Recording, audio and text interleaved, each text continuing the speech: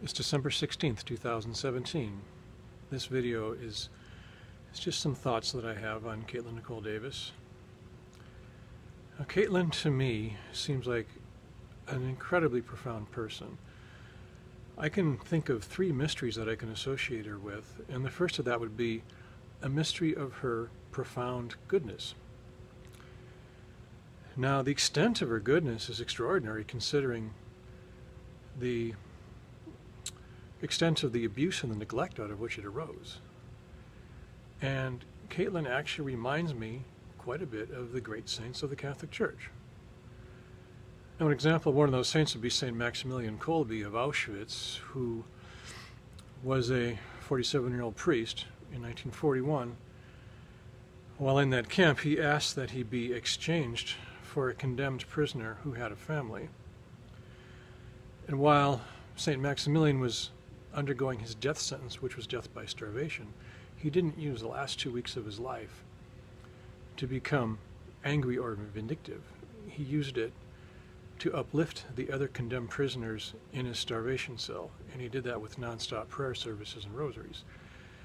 Now, you look at what Katelyn does, it's in a way a similar thing. During that last month of her life, even though she obviously had a mind besieged with suicidal ideation, she didn't use that time to become bitter in any way.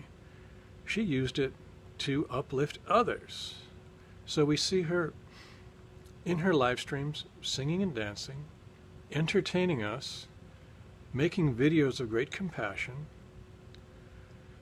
Katelyn is a mystery of goodness right up to the point of death. Now, a second mystery I would associate with Katelyn would be a mystery of inexplicable purpose.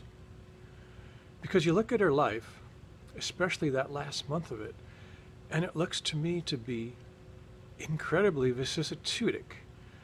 Now, vicissitudes, those are changes. They're twists and turns of a human life that make it compelling. You'll often hear theologians talk about the vicissitudes of Christ, for example.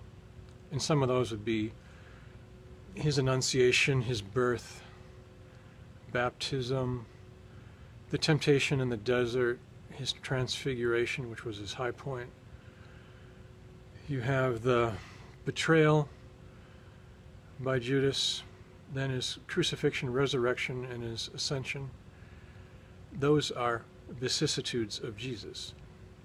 Now, that's what makes his life interesting. The life of Jesus, it actually goes up and down like the notes of a song. And no one wants to listen to a song that has only one note and is flat, and Jesus' life is certainly not flat.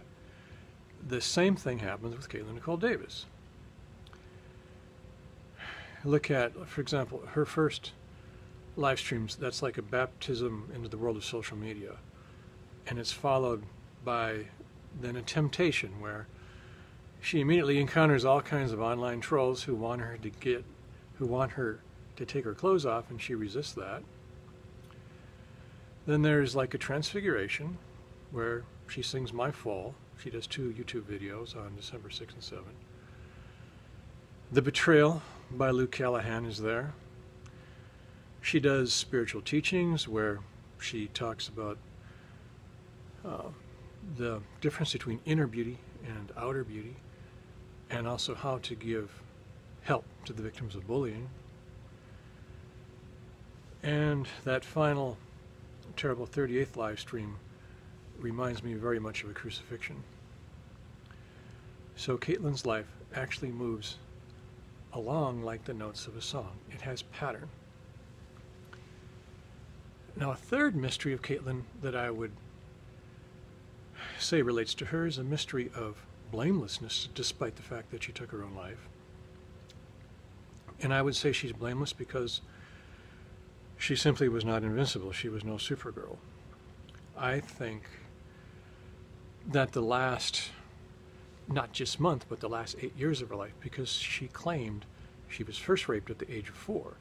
So that last 8 years, and then you add Anthony's abuse on top of it, it just swelled like a psychological tsunami that finally overwhelmed her.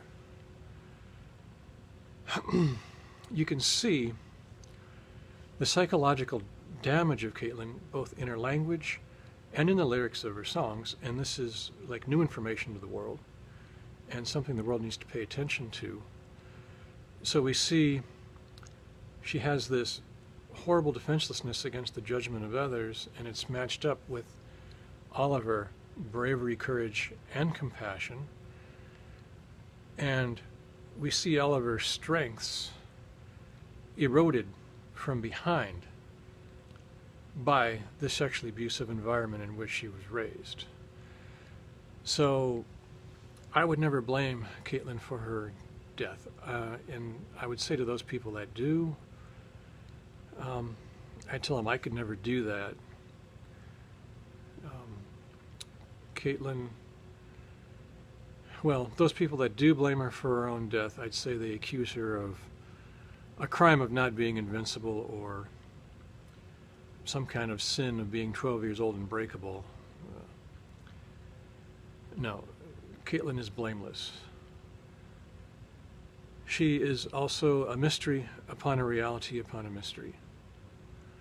She reminds me, in a way, of those intricate tapestries that Buddhist monks stare into when they do their meditations. I don't know if you've ever seen those, but you can look into them more and more and never see the entire thing. You can always look more into those patterns and always see different things. The same with the life of Katelyn Nicole Davis. You can look into that and always see more and more.